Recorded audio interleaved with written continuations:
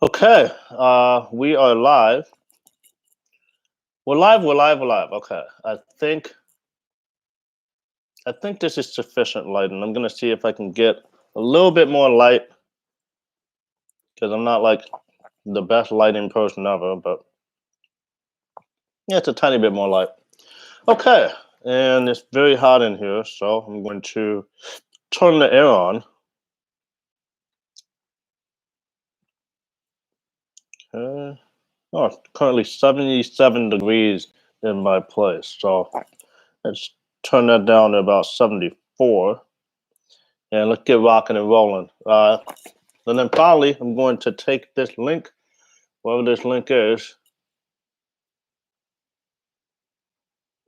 Um, how do I show this?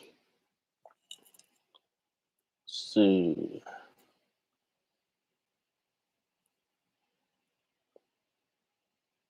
There we go. All right, so I'm going to share this with the Facebook group, and then I'll be right back and we'll get started.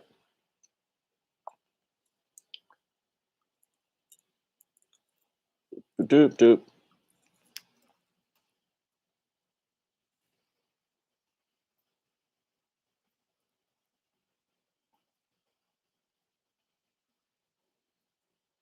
Okay.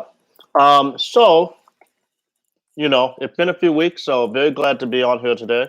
And for those of you that have recently joined the Call Center Cast program, welcome. Glad to have you here. Fantastic. There's actually one of you that joined within the last month that already has launched with 7 clients, which is exciting. There's another of you that took one of your actual businesses or your main company and used the call center virtual receptionist vertical as an add-on service for your current client. And you have 6 clients on day one of your launch, all of whom have decent revenue expectation per client. So really cool stuff. We also have 2 other people that I know of that are in our program that have been trying for a few months but didn't really necessarily put all that much effort, let's say on a daily basis, into marketing. That have finally in the last few weeks landed their first few clients. And I know you guys are fired up, and this is an exciting time for you guys. So exciting things all around. I think going into this sort of fall season here, the fall of 2021, who knows how things would be when we got here.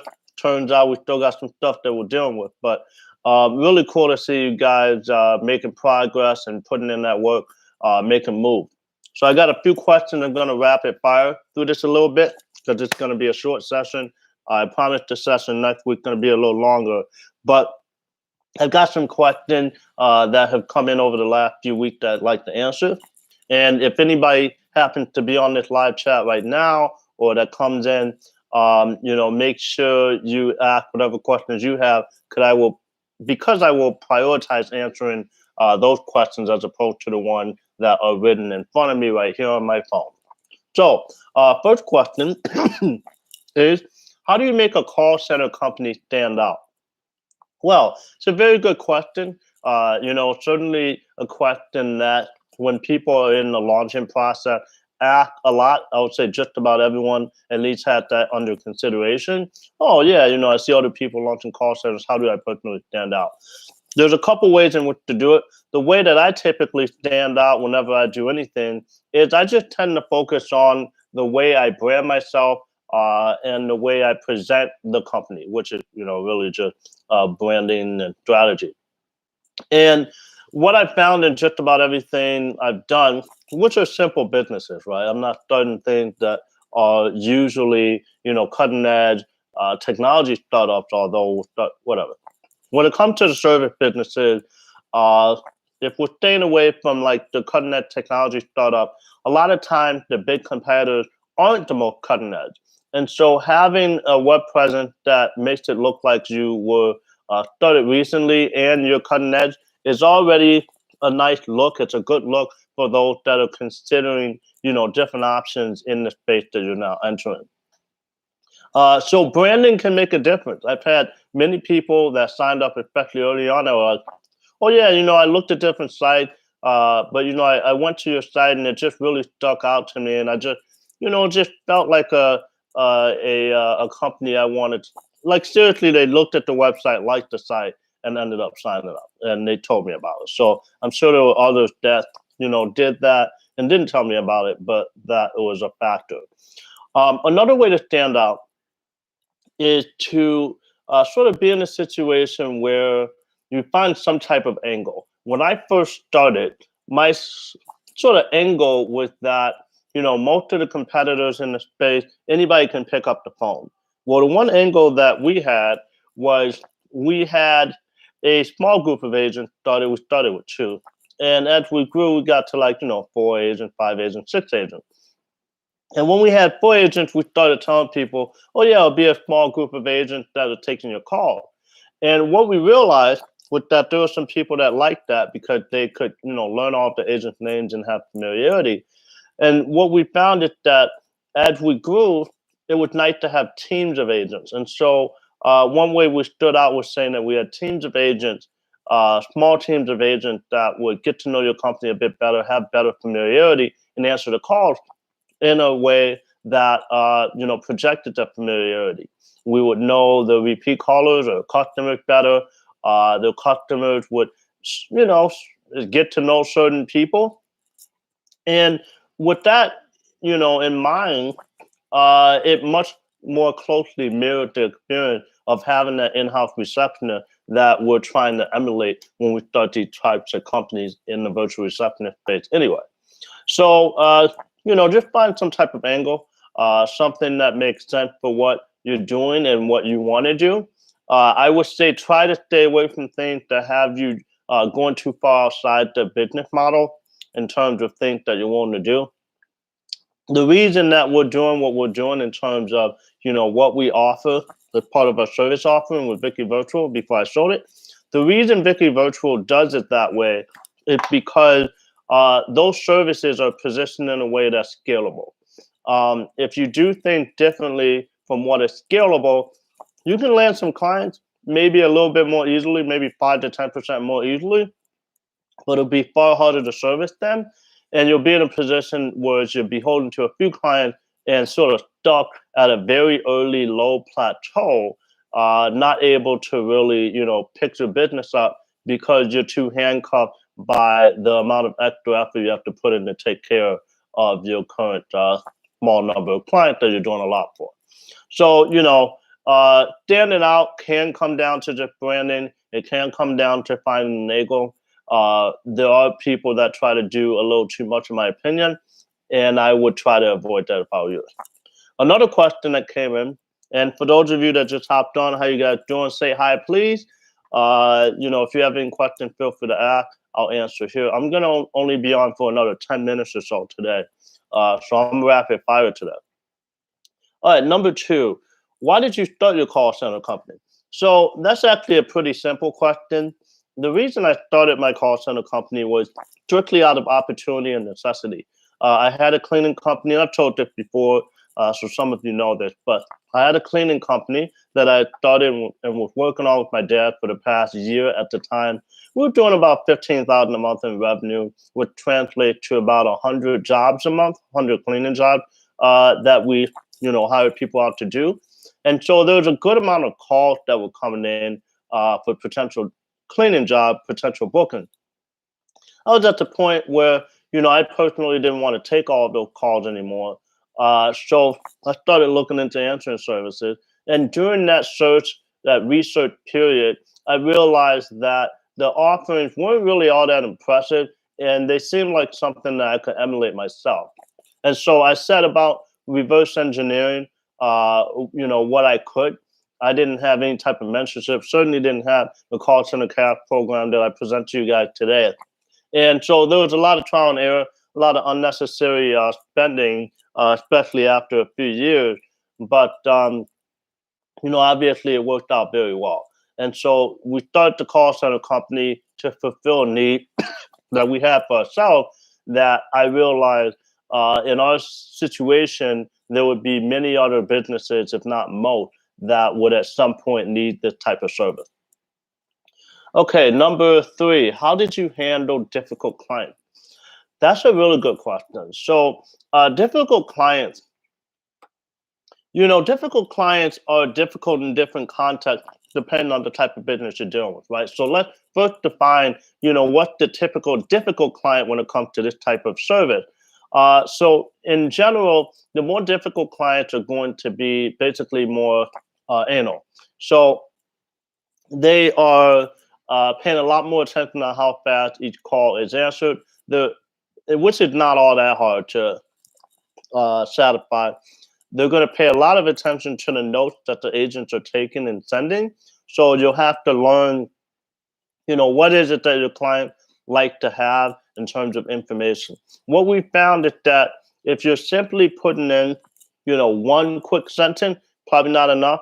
If you're putting in too much of a paragraph or a couple paragraphs, then you're not efficient enough. The agents are going to start having, wait time because they're spending way too much time writing up emails during after call work. So you want something in the middle, 2 to 3 sentences in order to have proper notes and proper detail to note. Another thing a difficult client will do is they will sort of, you know, always argue about billing and pricing. Now, frankly, I don't set out in any endeavor I have to be the cheapest because if you're the cheapest, then you have the lower quality of life as a business operator. And so what I do is I seek to have some type of premium over at least some of my competitors. I don't think I've ever been the most expensive in my market because it's just, I feel that's sort of unnecessary too. So I'm usually somewhere in the middle.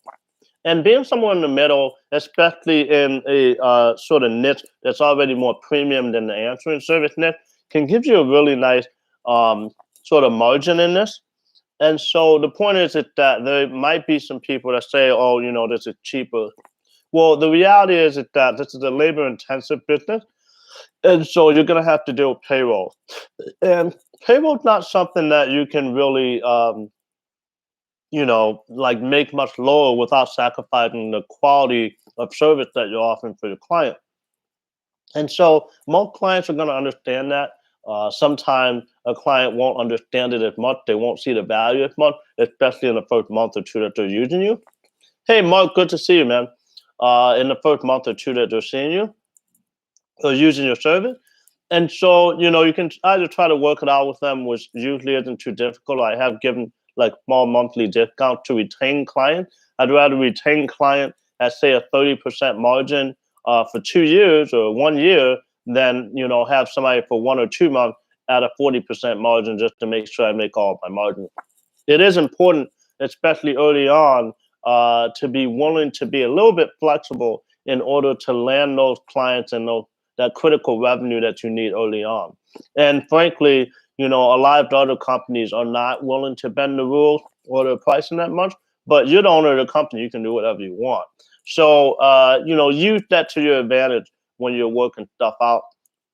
But don't bend too much because the people that ask for too much as clients are usually unappreciative and they're not going to be very good clients and eventually you'll want to get rid of them. So difficult clients come down to how good are the notes. Sometimes they'll try to listen to the call.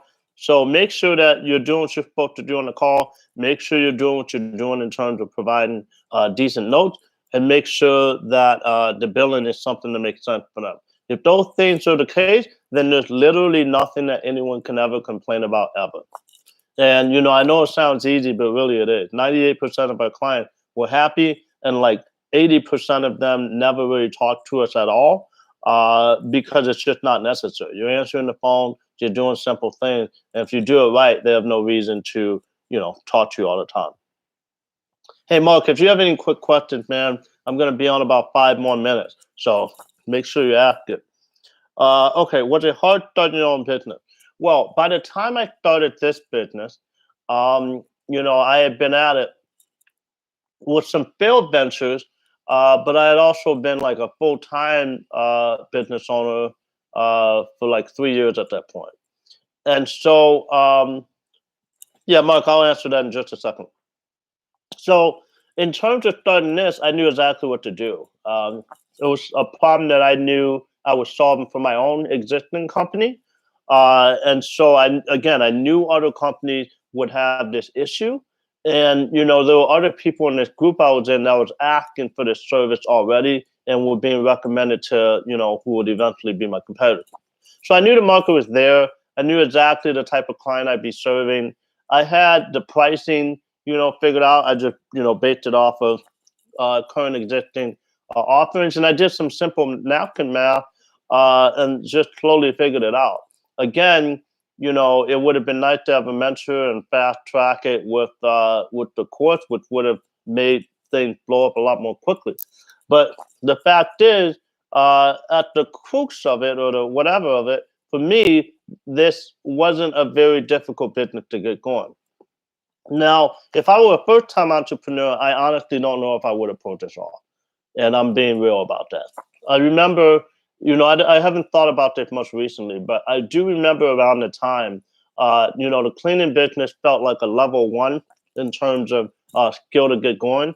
And the call center business felt like a level two in terms of skill to get that business going. So I felt like there was some stuff that I learned from having the cleaning business and the software company and some other stuff that enabled me to have an easier path to launch with the virtual reception company, especially being able to build my own website, be able to do my own branding, and sort of figure out, what the pulse is in terms of what makes sense and what doesn't without having to ask 100 people. Okay, Mark, great question. Would you mind sharing what the top 3, 4 industries are that you focused on outside of attorney? So when I launched, we didn't focus on attorneys at all. Attorneys found us. And so we started off, we were a cleaning company, and we started off by serving other cleaning business owners. And that was our whole thing. We are answering service for cleaning company owners by cleaning company owners. So as I was saying earlier, it's nice to have an angle. That was also our angle. I forgot to mention that. So, you don't necessarily need to call it cleaning. You can call it home services. Um, So home services. So that means like plumbing, HVAC, cleaning. Again, electrician. They like to be 24 hours. Like landscaping, carpet cleaning. All kinds of stuff that are in the home painting in the home services range. So that's a lot of industry within an industry, and frankly, it'll keep you busy. Another one that has been good to us is like CPAs and accountants, the financial industry. A lot of them exist. Sometimes they're CPA on the side of their full-time job.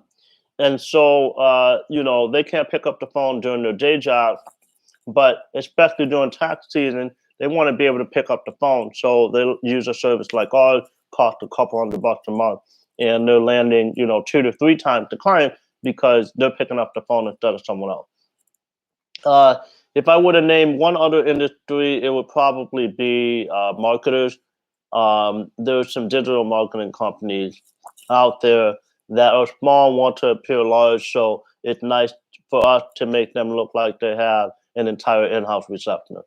So, Mark, those are the industries I would target: home services, attorney, and CPAs, accountants.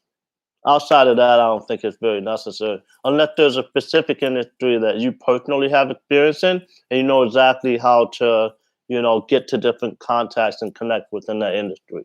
Like one of our students, he's worked for a home inspection company. I've been telling him to straight up go after home inspectors, and he finally did, and he's landed a few, people within that niche. Okay. Final question is, how do you handle the stress of being a business owner? In some way, oh, Mark, I appreciate that. I will read it. I guess I didn't see it, so I'll read it. I'll definitely take a look. So, how do I handle stress as a business owner? So, one of the things, the most stressful thing for me in terms of ever having a business was I making enough to have the bills paid? I'm making enough to have the bills paid, then overall I'm going to be pretty happy. I have intuitively sort of stayed away from things that I knew would be too stressful. I started like 25 different companies and incorporated 11. And some of them, just in the first few months of getting it to like, 5 to 10 grand a month in revenue, I realized that it was very stressful to operate those companies. And so what I did to mitigate that was I would just stop working on that company, because I knew that there's so many different, business opportunities out there, and there's so many different things I could do. So I think the biggest thing that will enable you to be less stressed out when you run a business is to run a business that is less stressful personally for yourself. That could mean working on stuff that you like. That could mean, just the business itself is just less stressful, right? For me, I would be extremely stressed out if I were a pet control company because I have, zero desire to deal with any pest ever. But some people, it's like, oh, roaches are my life. That's how I handle it, and that's the thing. So there's certain things that are a better fit for others than they're going to be for you. Uh, there's some people that want to like own some type of convenience store, some where they're just working there all the time and they sort of own a job. I never ever in life want to do something like that, and I would be extremely stressed out. The work itself isn't stressful. You're just basically a clerk at this convenience store that you own. But man, I would never want to do it. I would honestly every single day wonder why the heck I'm doing it. So again, focus on choosing something that makes sense for what your goals are and where you see yourself as an entrepreneur. Outside of that, as far as day to day, one thing that can make your life easier or harder is the quality of your employees, quality, loyalty, and reliability of your employees.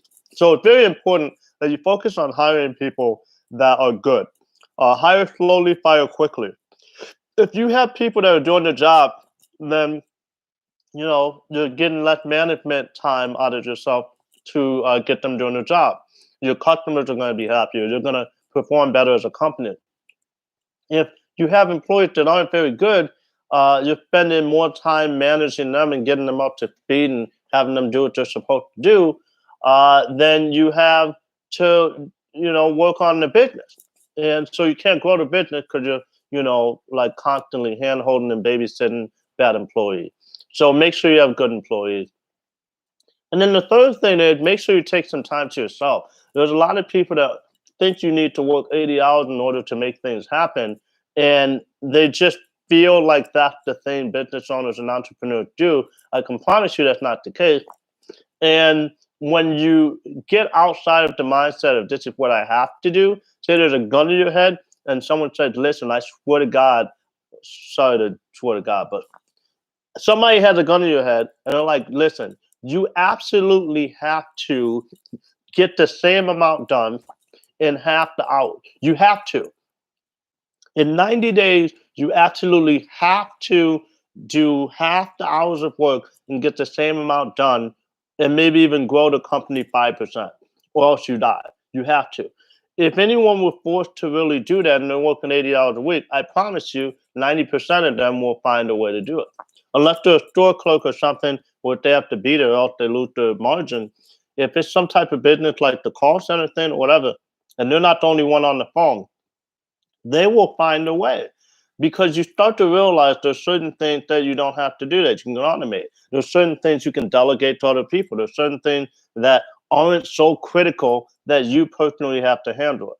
So if you stay away from doing things that are, you know, the only thing that you feel like you can do and no one else can, when you realize and then trusting other people to do some of those things, you realize that they can do them, and you can start to focus on higher priority and then higher impact things, so that the amount of time that you're personally putting into the business on an hourly rate is yielding more result.